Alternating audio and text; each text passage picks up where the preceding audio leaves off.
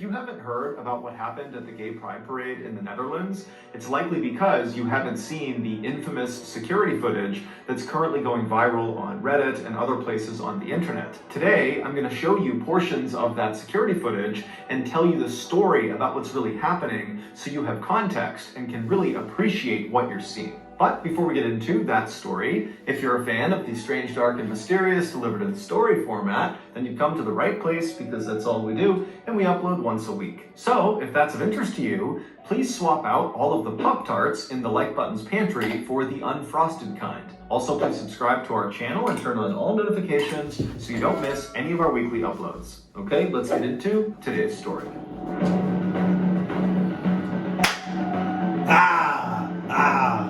Dice roll. Dice roll.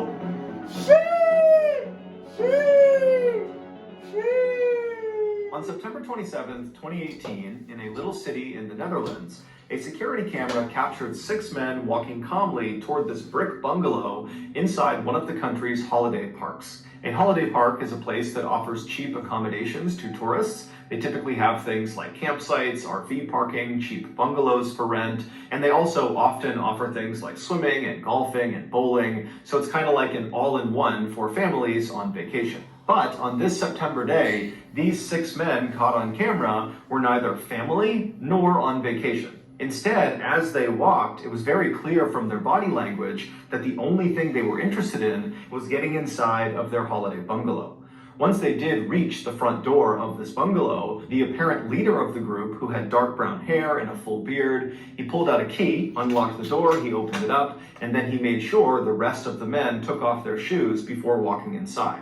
And then once all of the men were inside the door, the leader shut the door and locked it behind them, and then barefoot, they walked through the hallway into this corner living room in the back of the bungalow.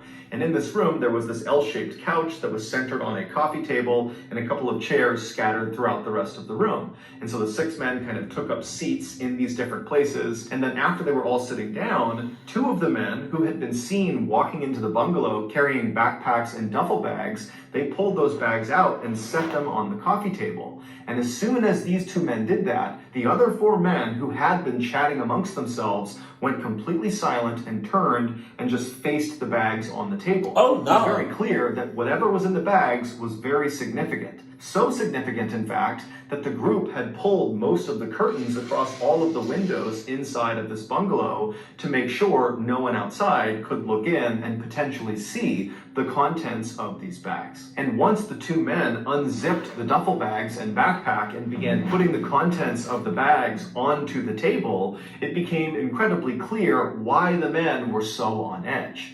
Inside of these bags were guns. And in the Netherlands, no private citizen is allowed to possess them. Over the next hour, the 2 men who had actually carried the guns into the bungalow, they began going over some instruction with the other 4 men of how to use these slick black pistols and AK-47 rifles. They taught them how to load the guns and reload and how to aim, and they did a number of dry firing exercises, which is basically pulling the trigger on any real gun when the gun is not loaded. And so these 4 students paid careful attention to their 2 instructors, and at some point they became more confident, and you could just see the excitement was building in the room. At one point, one of the students grabbed 2 of the AK-47 rifles and held one in each arm and All right, Adam.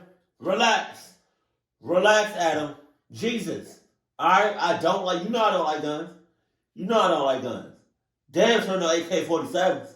Relax. I know we had beef.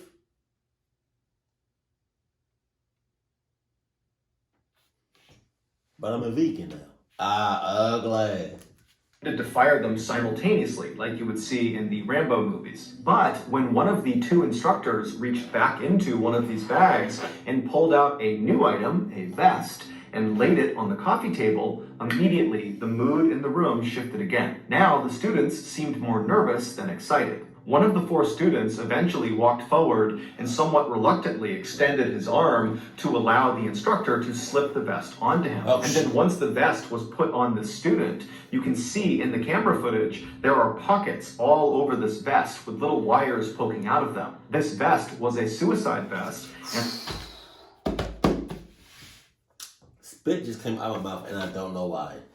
Hell Hell.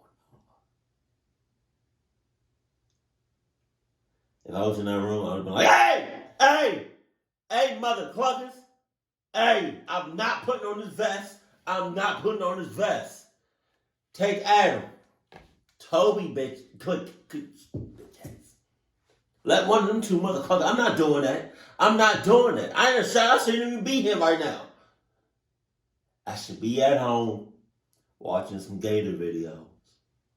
Cluckers you talking about? Hell no. Yo, the one that had the vest on, bro. If I was the guy putting on the vest, my heart would be racing. Oh my God. I would be hyperventilating. I'd be sweating my ass off. My shit will be shit. Pockets contained explosives. As one of the instructors showed the student in the vest which cord to pull in order to detonate himself, you can hear in the background someone saying, "When the police come, you can take them with you."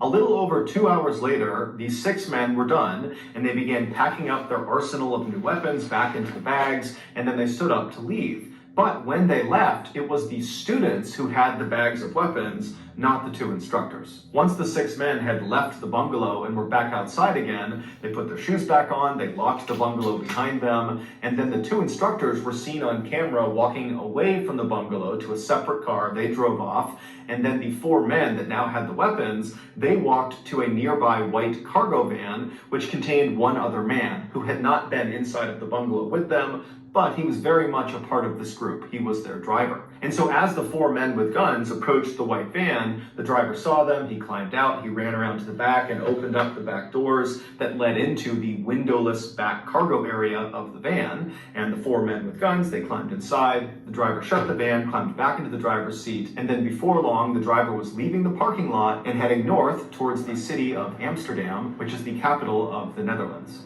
Every year, Amsterdam plays host to one of the largest gay pride parades and events in the world. You see, man. Come on, man. Come on. This is why I do not like big gatherings. This is why I don't like a lot of people like in one spot. Like, oh my God, that shit gets me nervous. At the movie theater, at school, at the mall, at the playground, anywhere where there's a large group of people in one space, that gets me real nervous. And this is the reasons. Is significant to the LGBTQ community because it was here in 2001 that the first gay marriage bill was signed into law, making the Netherlands the first country in the world to legalize gay marriage. So, for 1 week a year, hundreds of thousands of people pour out onto the streets and line the canals of Amsterdam, all drawn together to affirm gay rights and to celebrate their sexual expression, preference, and identity. And the men... Question. The cameras that was recorded in the bungalow, was it live? Because I hope it was live. And they saw these guys and prevented this, what's about to happen. Because if it's not live, oh my God. In the white windowless van intended to use their new weapons and training to kill or maim as many parade goers as possible. They were hopeful that their terrorist attack would rival or even eclipse the attack from 2015 in Paris in a nightclub that killed or injured more than 500 people and sent shockwaves through Europe. 30 minutes later, the 4 men in the back of this windowless van felt the van slow down and pull off the main road and not come to a complete stop, but just kind of begin to slow roll, which was odd because they had no reason to slow down and they were at least 30 minutes away from their destination. And so instinctively, the men reach down and make sure their guns are safely stowed inside of their bags and out of sight in case somebody opens the back door. They don't want people to know they have guns. They are illegal. And so as the van continued to go painfully slowly for really no reason that was clear, the men in the back of the van were really starting to worry that something was wrong. Now remember, they have no windows. They can't look outside. They don't know what's going on. However, there was a small crack in the partition that separated the back of the van from the front of the van where the driver was. And so the men in the back of the van began craning their necks and looking through this little crack to try to see if they could understand what was in front of the van and why the driver had stopped. And when these men looked through that little crack and they saw what was out there, they immediately began to panic. They began reaching down and fumbling for their bags, trying to open them up to get their guns. And then by the time they're kind of getting the guns into their hands, all the doors on the van fly open, and the men in the back just begin firing their guns blindly at the open doors. But when they pull their triggers, nothing happens because their guns were fake. They had been sold to them by the people who were flinging open their doors, the police in tactical gear with their dogs, and they knew these guys had fake guns. They knew their suicide vests were fake. They were full of fake explosives. They have nothing lethal inside of this van. And so the police, they just fling the doors open and send in the dogs. And so the dogs, they jump into this van, and these wannabe terrorists are screaming, and they're firing their fake guns at the dogs as the dogs are shredding these terrorists to bits. And then whenever they tried to jump out, the police would just pistol whip the terrorists until finally all of these wannabe terrorists were in the fetal position crying, or they were crouched down with their hands over their head. It would turn out the two instructors who had brought the duffel bags of guns into the bungalow with the other men, they were not other fellow terrorists. They were undercover police officers who were a part of the special national anti-terrorism team who were able to infiltrate this terrorist cell. These undercover cops were the ones who sold the fake guns and fake explosives to the terrorists, and they were the ones who set up this meeting at the bungalow, which allowed them to place cameras and listening devices all over the place. Plus, they were also able to bug the white van because they knew they would be departing the bungalow inside of it. So all the wannabe terrorists that you saw on camera, plus two others that were not seen on camera but were totally involved, were all sentenced on October 8th, 2020 to anywhere from 10 to 17 years in prison. Meanwhile, the Amsterdam Pride Parade went off without a hitch. I'm so glad nothing happened. I'm so glad nothing happened. Jesus. I don't like the fact that they got only 10 to 17 years in prison.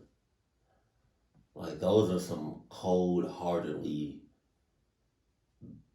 down-to-the-bone, born clock asses. And for them to get 10 to 17 years, it's just, I feel like it's not enough time. They should have just got life, Because God forbid they come out and do that shit for real. Hell no. Because in a sense, you kind of just like embarrass them, man. Being embarrassed, that's not a good feeling. Something hell bitten. But yeah, no, thank God, nothing happened. That's a lot of people that could have got seriously hurt. Jesus. Keep it cool, keep it classy, and I love you, stay happy. My family.